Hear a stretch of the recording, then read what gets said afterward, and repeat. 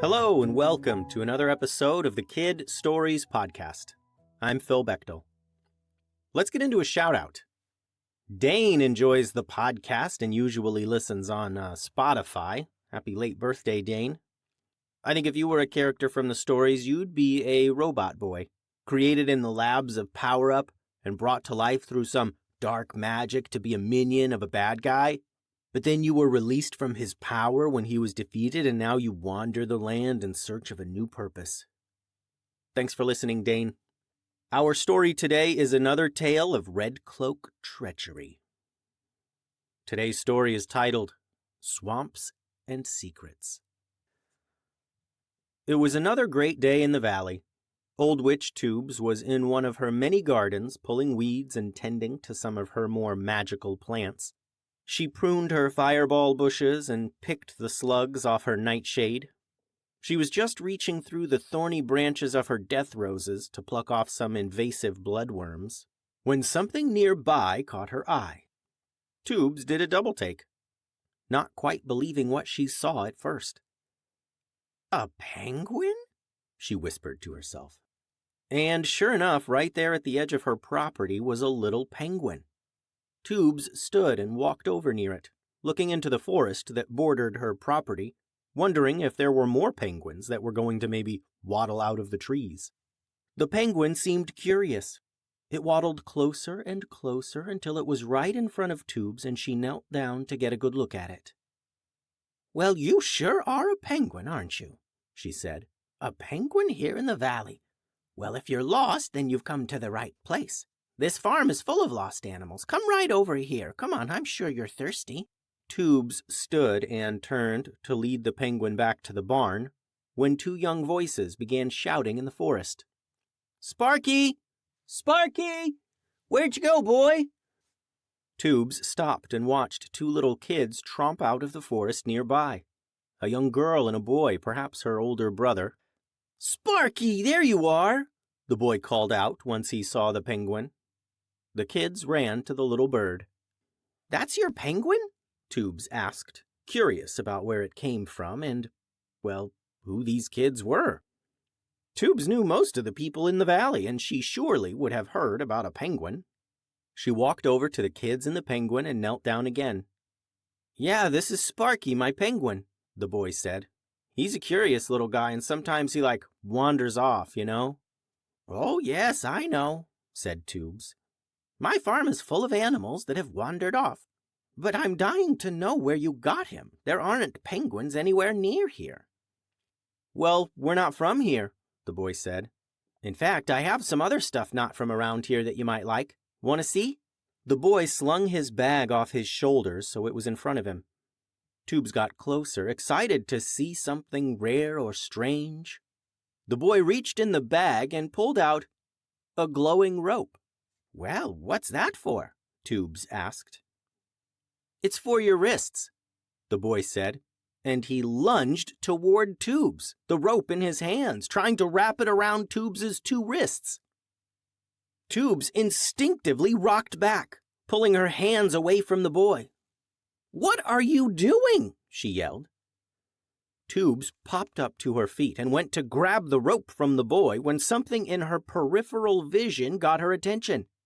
It was another kid, a girl, probably a teenager, standing right next to her. Where are all these kids coming from? Toobs thought.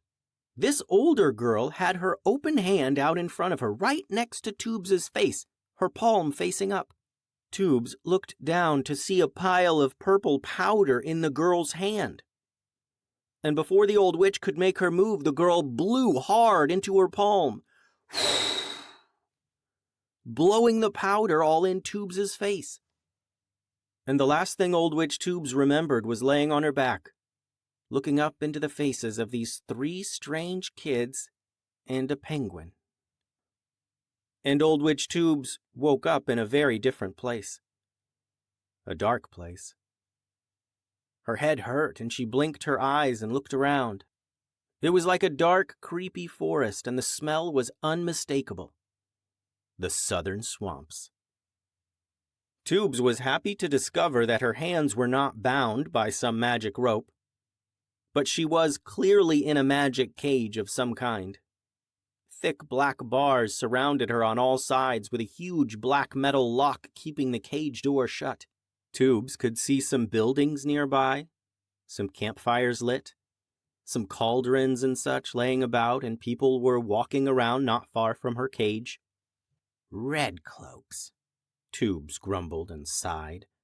She had become increasingly annoyed at the persistent Red Cloaks, who lately had been stealing and kidnapping more and more. Their numbers had swelled, and she had heard that they had a new leader. As she examined her cage a little closer to try and figure out a way to escape, the same 3 kids and a penguin strolled by. "Hey, Witch, don't bother looking for a way out. You're locked up tight," the boy said. "Yeah, sorry.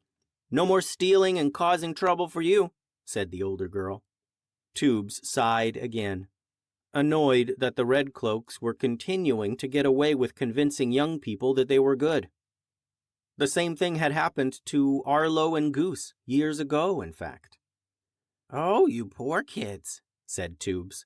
"You'll learn someday, though. You'll discover the truth eventually, probably sooner rather than later, since some very powerful people are going to come looking for me pretty soon." The youngest of the group was curious about what Toobs said. "What do you mean? What truth?"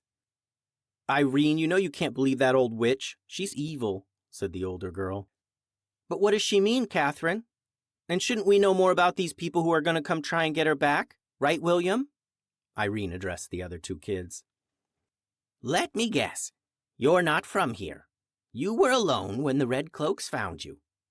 They helped you hone your powers and then told you they needed your help to combat evil or to stem the dark tide or to fight back against the powers of shadow or something dramatic like that?"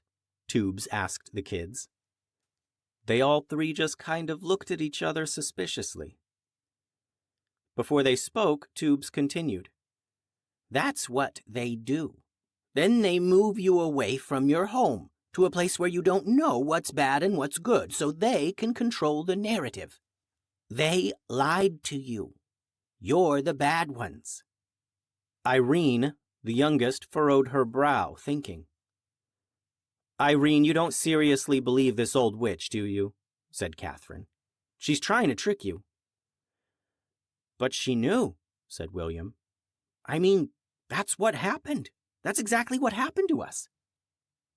Catherine rolled her eyes. "Okay, witch lady. What's next then, huh? What do all of our super evil Red Cloak friends have planned, huh?" "I don't know. But you can bet that if they made you kidnap me, then they've got big plans about something," Toobs said. "Think about it. Where did you snatch me up from? A bandit hideout? A creepy evil lair? No, you snatched me up from a lost animal farm as I was about to help out your little penguin friend there. Did I have lots of riches and fancy magic things from all my thievery and evil doing? No. Like you said, I'm just an old witch." Now, Catherine was considering the possibility as well. But if this old witch was right, then it wouldn't just mean that they had made a mistake. It would mean that their entire lives up to that point had been a lie. They joined the Red Cloaks years ago, just after Irene was born, just after... "Yeah, but also this is exactly what someone locked in a cage in your shoes would say," Catherine said. "True, true. So I guess you'll have to do some digging then," said Toobs. "I'll sit here in this cage while you go figure out that you've been living a lie and you just kidnapped someone that you really shouldn't have kidnapped." "Oh." Sparky the penguin made a scared little sound and ducked behind William. "Relax, Sparky," he said, and picked up the little penguin, letting him sit on his shoulder where he felt most comfortable. "You keep a penguin on your shoulder? They're gonna love you at the academy," Toobs mumbled. "What?"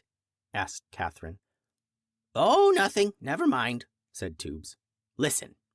I'm guessing that the leader of this Red Cloaks group has told you that the plan is top secret, right? Well, you're going to need to figure out the plan somehow. I can assure you, you're going to want to be on the right side when things get ugly." Irene opened her mouth to ask another question, but Catherine pushed her and William away from the cage and they took a walk. "Do you believe her?" asked William. "It doesn't matter what I believe," said Catherine. "It only matters what's really going on, so we just need to figure it out." "Just ask Siren," said Irene. "She'll tell you." "She definitely will not tell us anything about the bigger plan. And if we ask, then we'll be suspicious. So let's just figure this out on our own, okay?" said Catherine. The other two nodded. They looked back at Toobs, who was now just laying there in her cage, as cool as a cucumber. "We'll do it tonight during dinner," said Catherine. "While everyone's eating, I'll sneak into Siren's office. You two can, stand watch or something." William and Irene considered the plan. "Yeah, that sounds like something that would happen, I guess, but what do you think is in there?" William asked. "No idea," answered Catherine. "But if that old witch is right, then Siren and all these other Red Cloaks have some explaining to do." The end. Thanks for listening, friends. The website is kidstoriespodcast.com. Send all your drawings and things to kidstoriespodcast@gmail.com. Adios.